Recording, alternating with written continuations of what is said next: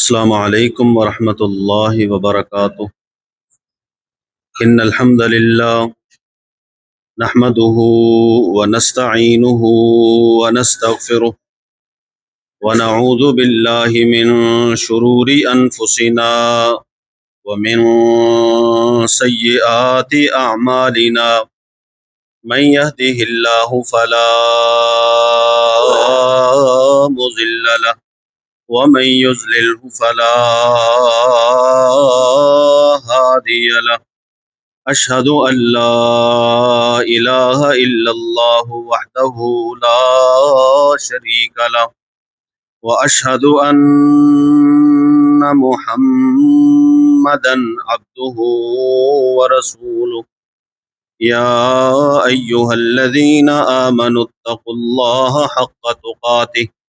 ولا تموتن إلا وأنتم مسلمون يا أيها الناس اتقوا ربكم الذي خلقكم من نفس واحدة وخلق منها زوجها وبث منهما رجالا كثيرا ونساء واتقوا الله الذي تساءلون به والأرحام إن الله كان عليكم رقيبا يا أيها الذين آمنوا اتقوا الله وقولوا قولا سديدا يصلح لكم أعمالكم ويغفر لكم ذنوبكم ومن يطع الله ورسوله فقد فاز فوزا عظيما أما بعد فإن خير الحديث كتاب الله وخير الهدي هدي محمد صلى الله عليه وسلم وشر الأمور محدثاتها وكل محدثة بدعة وكل بدعة ضلالة وكل ضلالة في النار إن الله وملائكته يصلون على النبي يا أيها الذين آمنوا صلوا عليه وسلموا تسليما اللهم صل على محمد وعلى آل محمد كما صليت على إبراهيم وعلى آل إبراهيم إنك حميد مجيد اللهم بارك على محمد وعلى آل محمد كما باركت على إبراهيم وعلى آل إبراهيم إنك حميد مجيد أعوذ بالله من الشيطان الرجيم بسم الله الرحمن الرحيم والنجم إذا هوى ما ضل صاحبكم وما غوى وما ينطق عن الهوى إن هو إلا وحي يوحى علمه شديد القوى ذو مرة فاستوى۔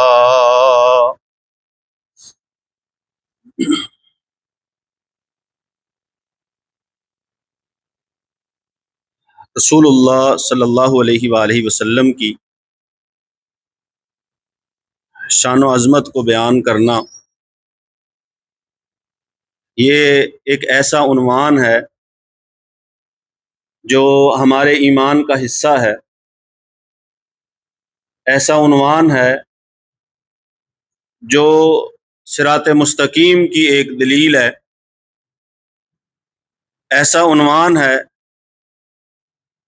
جو قیامت کے دن رسول اللہ صلی اللہ علیہ وسلم کی سفارش و شفاعت کا مستحق بناتا ہے، ایسا عنوان ہے کہ جس کے ذریعے اللہ کی رحمت سے بندہ پل صراط سے پار ہوگا اور یہ ایسا عنوان ہے کہ جس کی وجہ سے اللہ کی رحمت سے بندہ قیامت کے دن رسول اللہ صلی اللہ علیہ وسلم کے جھنڈے کے نیچے ہوگا۔ اور یہ ایسا عنوان ہے کہ جس کے ذریعے اللہ کی رحمت سے بندہ قیامت کے دن اللہ رب العزت کے عرش کا سایہ پا سکتا ہے، جس دن سوائے اس عرش کے سائے کے اور کوئی سایہ نہیں ہوگا۔ ساتھ ساتھ ہر ایک کو یہ بات بھی یاد رکھنی چاہیے کہ رسول اللہ صلی اللہ علیہ وآلہ وسلم کی شان و عظمت کا بیان ہونا، شان و عظمت کا تذکرہ ہونا، اللہ کے رسول کی ذات اس کی بالکل بھی محتاج نہیں ہے۔ ذات رسول ذرا بھی محتاج نہیں اس بات کی کہ کوئی ان کی مدح سرائی کرے یا ان کی شان و عظمت و فضیلت مقام و مرتبہ بیان کرے۔ تو پھر اب سوال پیدا ہوگا کہ پھر بیان کی کیوں جاتی ہے؟ شان و عظمت کا بیان کرنا، اگر اللہ کے رسول صلی اللہ علیہ وسلم کو اس کی کوئی ضرورت نہیں ہے، وہ محتاج اس کے نہیں ہے، تو پھر شان و عظمت کو بیان کیوں کیا جاتا ہے؟ تو اس چیز کا جواب حضرت حسان بن ثابت رضی اللہ تعالی عنہ مداح رسول ہیں، شاعر رسول ہیں، ہمارے ماں باپ ہماری جانیں ان پر فدا و قربان ہوں، انہوں نے بہت عرصہ پہلے اس بات کا جواب دے دیا، ما ام مدحت محمدا بمقالتی ولکن مدحت مقالتی بمحمد، میں اپنے اشعار کے ذریعے اللہ کے رسول کی شان و عظمت بیان نہیں کرتا، نہ اس میں اضافہ کرتا ہوں، لیکن اللہ کے رسول کے تذکرے کے ذریعے میرے شعروں کو عظمت و شان مل جاتی۔ جو رسول کا تذکرہ ہے وہ اشعار کو بلندی بخشتا ہے، اس کی وجہ سے قول، باتیں، نثر، نظم یہ عظمت و شان پاتی ہے۔ تو مقصد یہی ہوتا ہے کہ اللہ کے رسول صلی اللہ علیہ وآلہ وسلم کی شان و عظمت کا تذکرہ کرنے والی زبان اور تذکرہ سننے والے کان اللہ سے یہ امید رکھتے ہیں کہ اللہ وحدہ لا شریک اس سبب ہمارے گناہوں کی بخشش فرمائے گا، اور یہ امید رکھتے ہیں کہ اللہ رب العزت تذکرہ رسول سننے اور سنانے کی برکت سے اور سنانے کی وجہ سے ہماری زبانوں کو، ہمارے کانوں کو اللہ جہنم کے عذاب سے آزاد فرمائے گا، جہنم کی آگ سے نجات دے گا۔ تو مقصد یہی ہے کہ رسول اللہ صلی اللہ علیہ وآلہ وسلم کی شان کو بیان کیا جائے، اور یہ بھی حقیقت ہے کہ ہمارے جیسے نالائق اور نکمے قسم کے طالب علم رسول اللہ صلی اللہ علیہ وسلم کی شان بیان کرنے کا حق ادا نہیں کر سکتے، جن کے بارے میں اللہ قرآن میں فرمائے وَرَفَعْنَا لَكَ ذِكْرَكَ کہ ہم نے آپ کے تذکرے کو، آپ کی شان کو بلند کر دیا ہے۔ ہمارے جیسے کہاں اس قابل ہیں کہ اس رفعت کو، اس علو اور بلندی کو، اس مقام و مرتبہ کو بیان کرنے کا حق ادا کر سکیں۔ حق ادا نہیں ہو سکتا، ہاں لیکن ایک ادنا سی کوشش ہوتی ہے کہ رسول اللہ صلی اللہ علیہ وسلم کی تعریف، توصیف، مدح و ثنا میں ہمارے جیسے غریبوں کا، کمزوروں کا حصہ بھی ڈل جائے اور ہمارا بھی نام ان کے مداحین اور ثناخواں میں آ جائے۔ قرآن مجید اللہ رب العزت کے پیغمبر کی شان کا تذکرہ بہت سارے مقامات پر مختلف انداز و بیان سے کرتا ہے۔ اللہ رب العزت قرآن مجید میں رسول اللہ صلی اللہ علیہ وآلہ وسلم کی ذات سے متعلقہ چیزوں کی قسم اٹھاتے ہیں۔ وہ چیزیں، وہ شہر، وہ جگہ، وہ وقت جن شہروں میں رسول اللہ صلی اللہ علیہ وسلم رہے یا جن شہروں کا اللہ کے رسول کے ساتھ تعلق رہا، وہ جگہیں جن کا رسول اللہ سے تعلق رہا، وہ لوگ جن کا رسول اللہ صلی اللہ علیہ وسلم سے تعلق رہا، اور وہ وقت جو وقت رسول اللہ صلی اللہ علیہ وآلہ وسلم سے تعلق رکھتا ہے، وہ دور جو رسول اللہ کا دور ہے، اس سارے دور کی، ان ساری چیزوں کی اللہ وحدہ لا شریک نے قرآن مجید میں قسم اٹھائی ہے۔ وہ بات جو رسول اللہ صلی اللہ علیہ وسلم کی زبان سے نکلتی ہے، اللہ رب العزت نے قسم اٹھا کر اس بات کی سچائی کا یقین دلایا ہے۔ وہ رسالت جو رسول اللہ صلی اللہ علیہ وآلہ وسلم کو نصیب ہوئی ہے، اللہ رب العزت نے اس رسالت کی صداقت کو قرآن مجید میں قسمیں اٹھا کر بیان فرمایا ہے، اور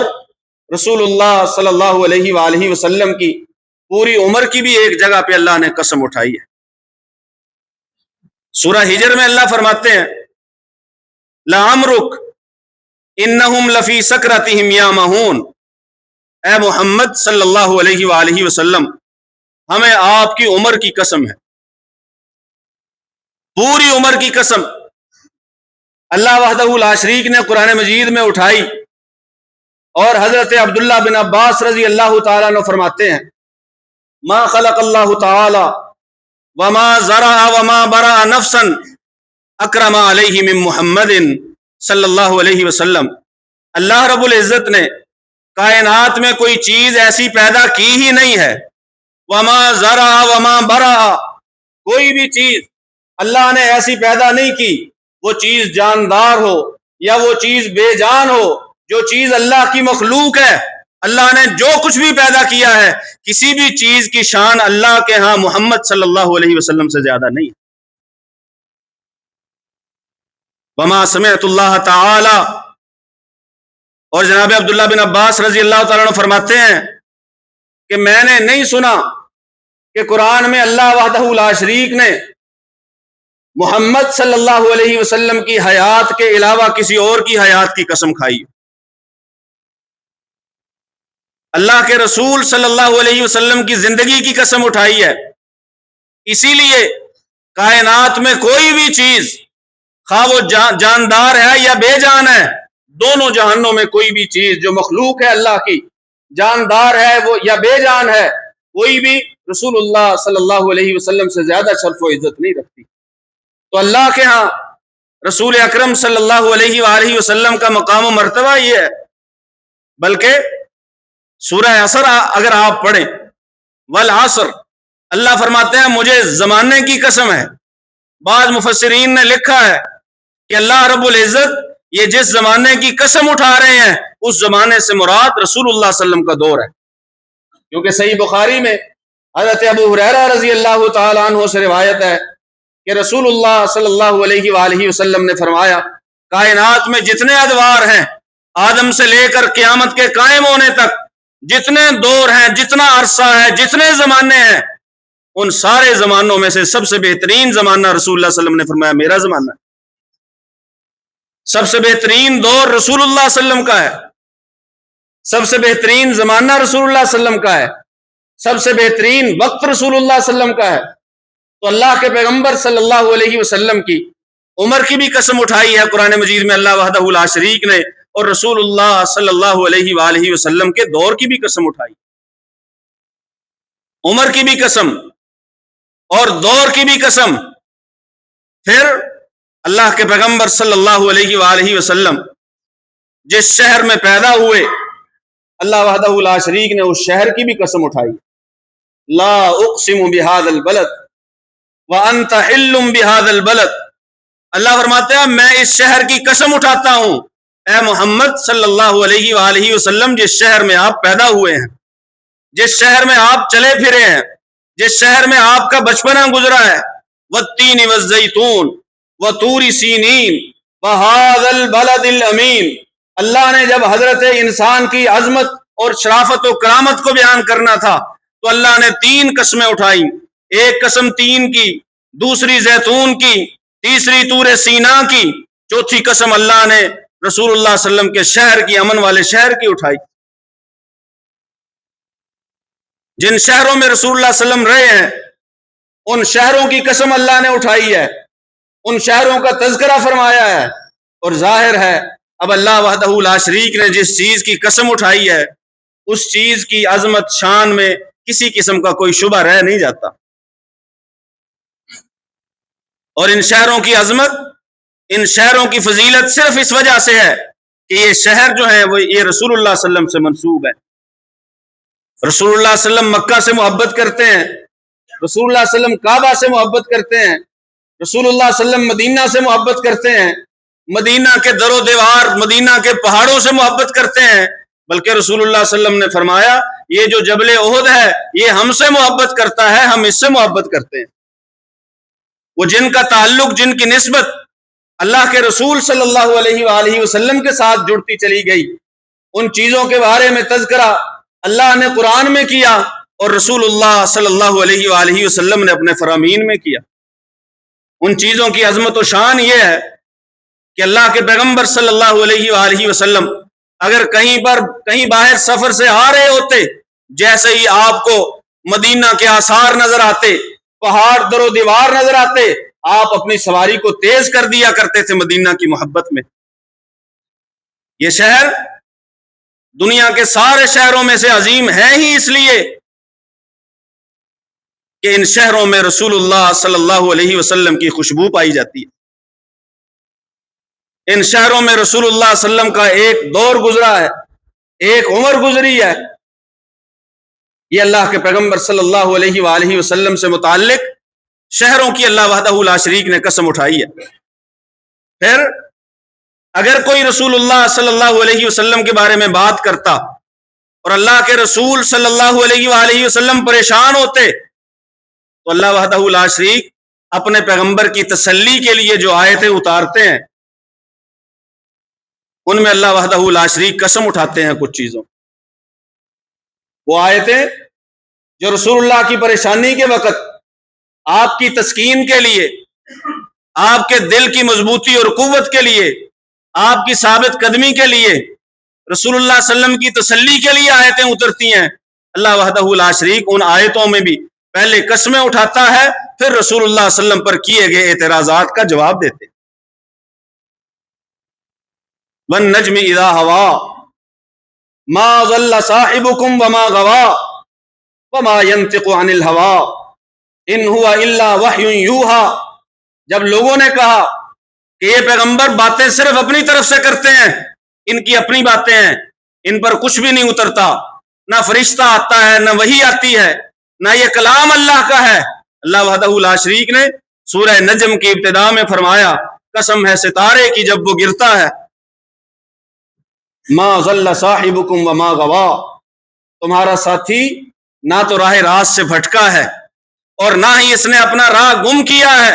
نہ ٹیڑھی راہ پر چلا ہے، نہ راہ راست سے بھٹکا ہے. وما ينطق عن الهوى، اس کی تو شان یہ ہے کہ اپنی مرضی سے بات نہیں کرتا. ان هو الا وحی یوحى، جو بات کرتا ہے وہ اس کی طرف وحی کی جاتی.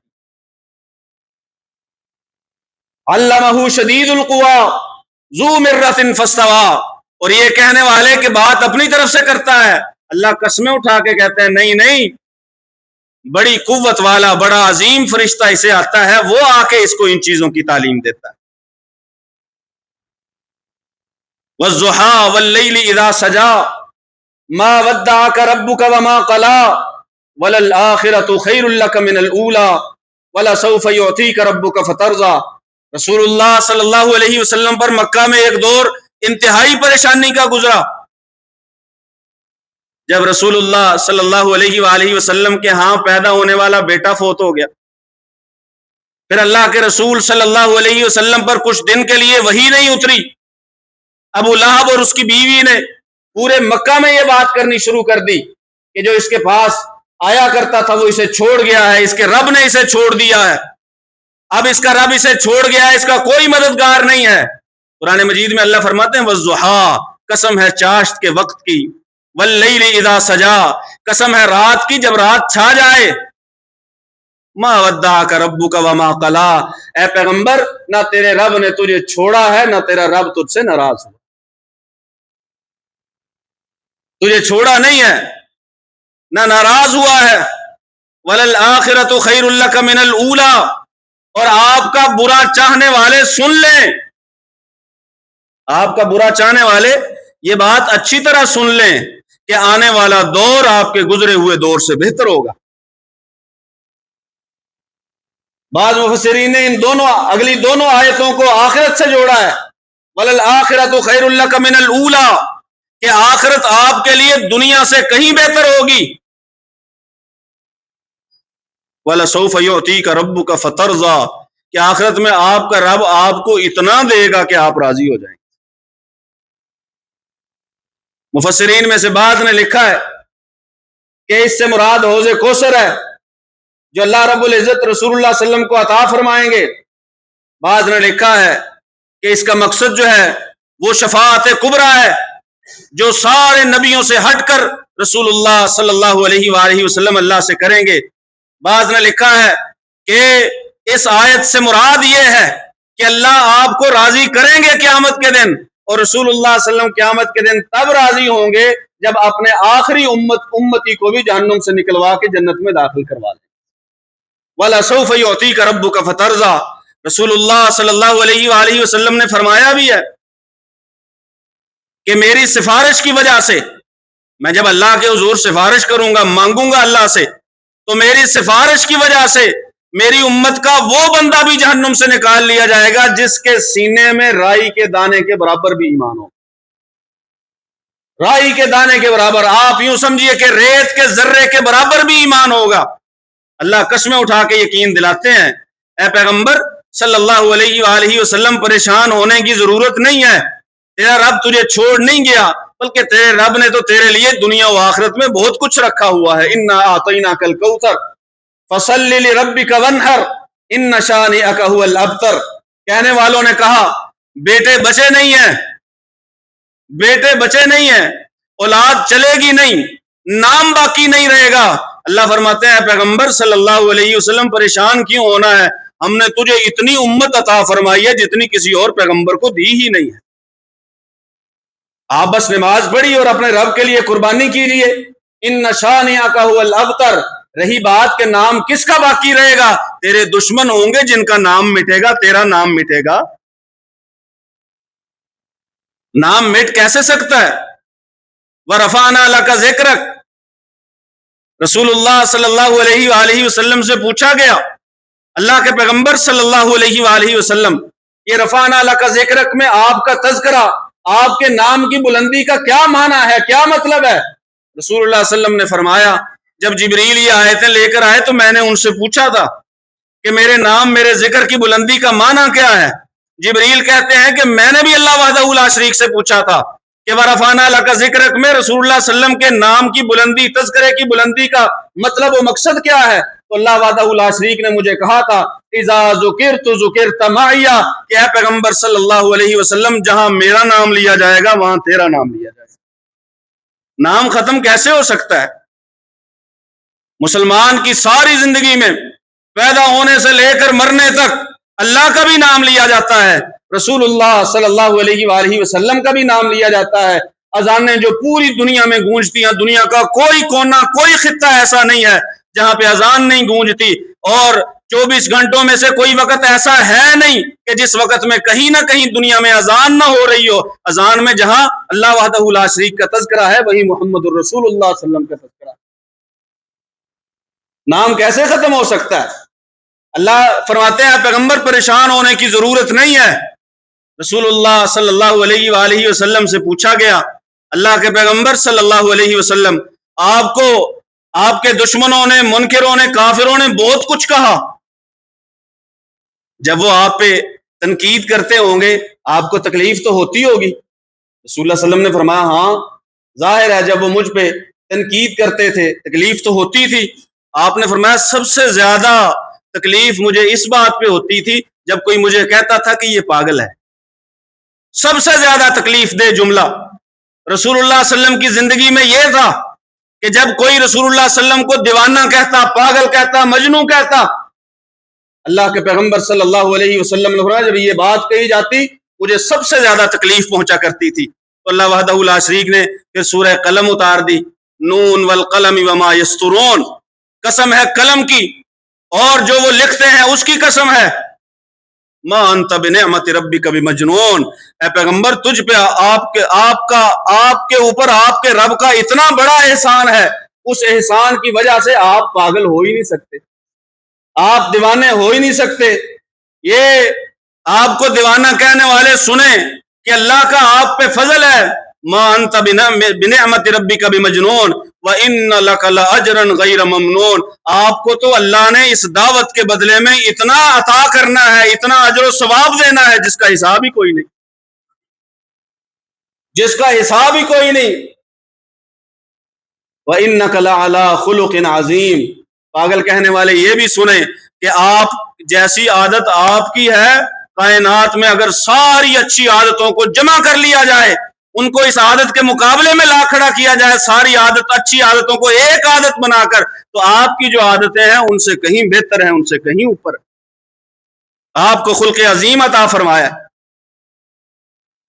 रसूलुल्लाह सल्लल्लाहु अलैहि वसल्लम की रिसालत की सच्चाई को बयान करने के लिए अल्लाह वहदहु ला शरीक ने कुरान मजीद में आयतें उतारी, कसम उठाई, ये बयान करने के लिए कि आपका ही रास्ता सीधा है। अल्लाह ने कुरान मजीद में कसमें उठाई है।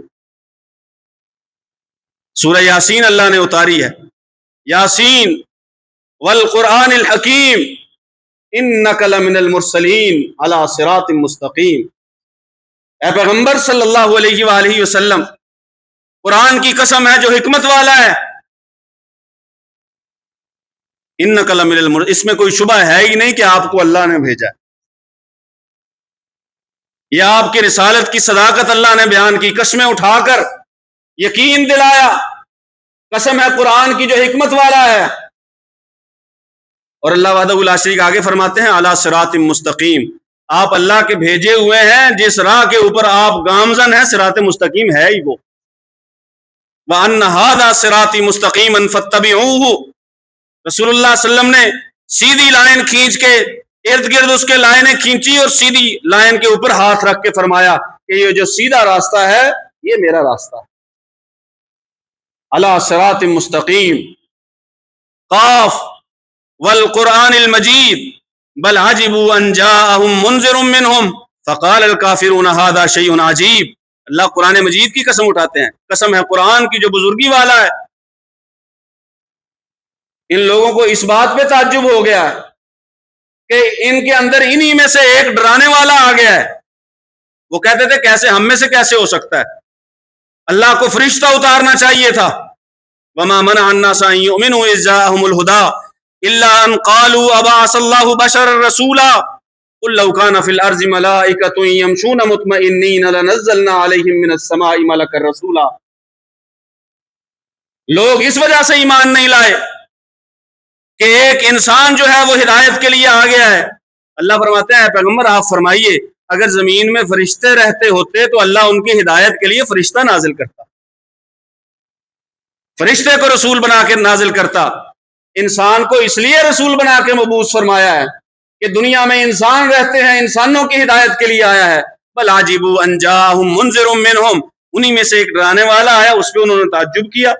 वक़ाल हाज़ा शैउन अजीब, और उन्होंने कहा ये बड़ी अजीब बात है जो आके बताता है कि क़यामत के बाद भी हमने उठना है। अल्लाह वहदहु ला शरीक रसूलुल्लाह सल्लल्लाहु अलैहि वसल्लम की इन बातों की तस्दीक करते हुए कुरान मजीद में कसमें उठाते हैं। उमर की भी कसम उठाई, दौर जमाने की भी कसम उठाई, शहरों की कसम उठाई,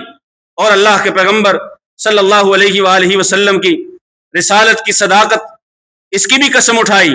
और रसूलुल्लाह सल्लल्लाहु अलैहि वसल्लम की बातों की सच्चाई की भी कसम उठाई। रसूलुल्लाह सल्लल्लाहु अलैहि वसल्लम की परेशानियों को दूर करने के लिए, तसल्ली देने के लिए अल्लाह ने जो आयतें नाजिल फरमाई, काफिरों के एतराज़ात का जवाब दिया, तो अल्लाह वहदहु ला शरीक ने कसमें उठाई। ये सारी चीज़ें इस बात पे दलालत करती हैं कि अल्लाह के यहाँ रसूलुल्लाह सल्लल्लाहु अलैहि वसल्लम का जितना मुकाम व मर्तबा है, कायनात में किसी भी चीज़ का, कोई चीज़ जानदार है या बेजान है, उसका इतना मुकाम व मर्तबा नहीं है। अल्लाह से दुआ है अल्लाह सुन समझ कर अमल की तौफीक नसीब फरमाए। वमा अलैना इल्ला